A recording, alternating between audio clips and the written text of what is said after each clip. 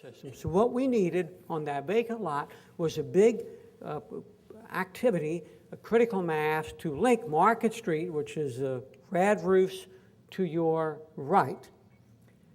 Link Market Street to King Street. People don't walk past vacant lots in an urban setting. They're not going to do it. So we needed to put a lot of critical mass there. Charleston is a low-rise city. We couldn't build a real tall building, certainly right on the street.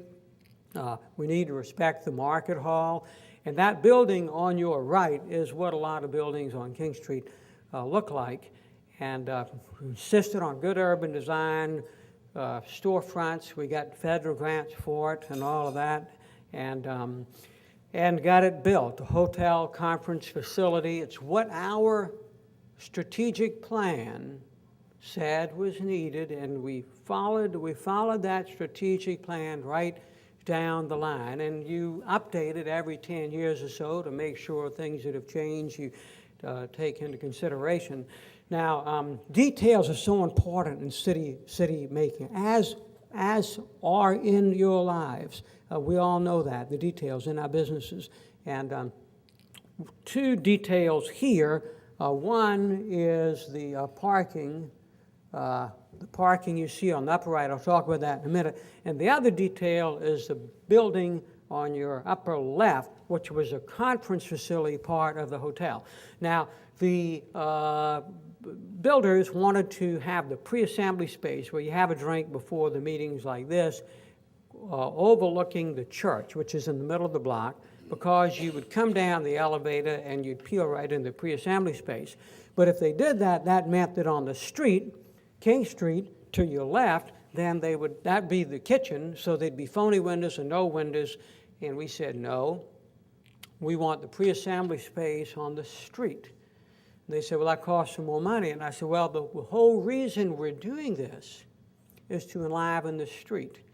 And you know, the thing is, before 50 years ago, a long time ago, when Wilmington was being built, if you had a piece of land on the street, you honored the street. It was prideful. You made it built beautiful, and the windows and everything reached out to the street. And then we went through a period of time where so much of the construction was not in the city, but out on arterial highways where you had arterial highway and a large surface parking lot.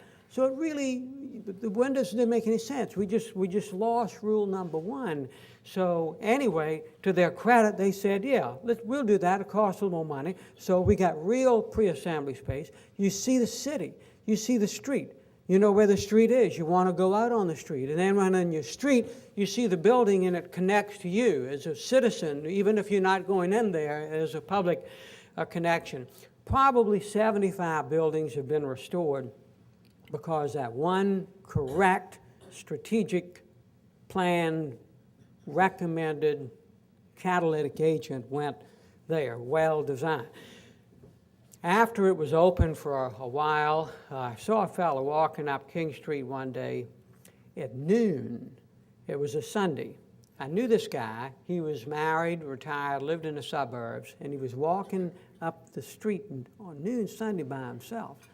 And I was a little nervous about maybe something going wrong. And I said, we approached each other. I said, how you doing? He said, fine. I said, what you doing down here now? He said, well, Joe, and he started to get a little flush, like he was getting embarrassed because he was going to have to reveal an emotion, which we men never want to do, of course.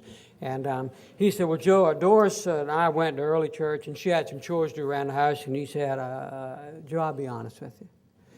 I just like to come down here and park my car and walk around because it looks so nice, and I'm so proud of it.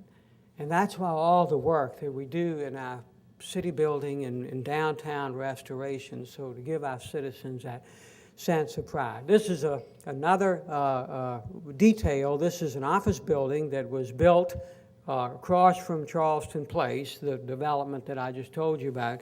And this was built on a site where there was a gas station that was abandoned. So it was ugly. And then there was a billboard above the gas station. And the billboard, you know what the billboard said? It said, if you like Charleston, you will love Savannah.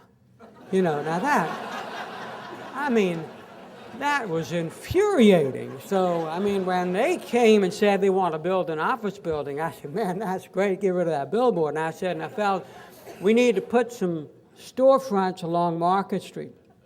And they said, no, now, Joe, our people don't want mixed use. I said, well, then we're not going to let you build it because they need to buy all the land from us to do it. And they said, we'll go broke. I said, I don't want you to go broke. But look, what did William H. Hollywhite? He was the guy that studied, he wrote The Organization Man, but then he started studying how people use cities, and he did this time-sequenced filming of people and using streets and how they'd move in cities. And he noticed in the 70s when New York City was hurting that one place doing very good was up on Madison Avenue because every 22 feet there's another storefront. And human beings move along an urban place when there's something along in the building line that keeps them interested. So I said, we want storefronts. Well, they agreed reluctantly, then said it was the best idea they had, and because you got a little more money, but you had these little shops there. Now, this couple was actually having a perfectly good time until I took their picture. They wondered why in the hell I was taking their picture Sunday, but I was taking it because before I interfered with their quietude, they were looking into Mueller's jewelry shop as they were moving along the street. And then to the next corner, which was had an awful-looking building on it, 50s building, looked like a drive-in, whatever.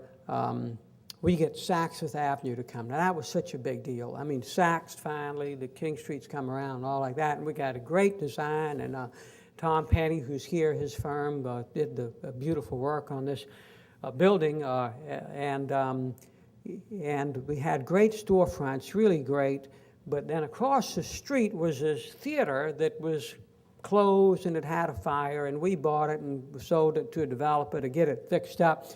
Beautiful Art Deco theater, and got it restored, but it had this one challenge. Now, this is across the street from Saks. It was this wall, which was, you know, what you had to have for a theater, but across from that is Saks. And so when the guys were the people were going to fix up the theater, I said, can we get some shops in there? And they said, sure, because they were reducing the volume of space in the theater. They said, now, Joe, you got one problem. You got a narrow sidewalk, so it's going to be hard to do good storefronts. They said, we'll probably have to do something like that, just punch some holes in it. And I said, well, that won't look very good. You know, those things always kind of, they're not natural, so it's shady. You can't see the windows, and trash blows around there and all that. And I said, what would it take to put some real storefronts? And they said, well, you need to widen the sidewalk. I said, well, that's no problem. So I sent a note to our folks, and I said, we need to widen the sidewalk on Market Street. And they got right back with me, and they said, Mayor, we can't. And I said, why? They said, well, if you widen the sidewalk, you will have to narrow the street. And I said, well, you know, I was always good in math. I'd actually figured that out before I called you guys. What's wrong with the narrowing the street? And they said, well, the lanes will be narrower. I said, well, I already figured that out too. And I said, what we got now? I said, we got two 11-foot lanes. I said, well, what about two 9-foot lanes?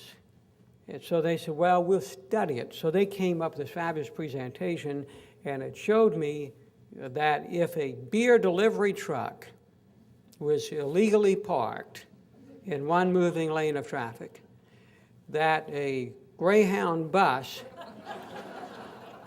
which didn't come downtown anymore, but let's say it got lost and came downtown, it got on that street, that their rearview mirrors would likely hit. And I said, well, you know, what if we don't let the beer truck illegally park? Now, look, I love beer. I'm all for beer, and we got a lot of beer sold in Charleston, but, you know, find a place for that to park. So anyway, to make a long story short, we got the sidewalks wide. Now, this picture is not a good one I took, but the 2 extra feet, we got a street stand light and then a palmetto tree, and it's really nice. And you know, so often as we were working on the worry about redoing our cities, we said, Lord, have mercy, do not inconvenience the beer truck. When the real question is, how does a human being feel on the place? How does a mother feel holding a child's hand? Is it safe?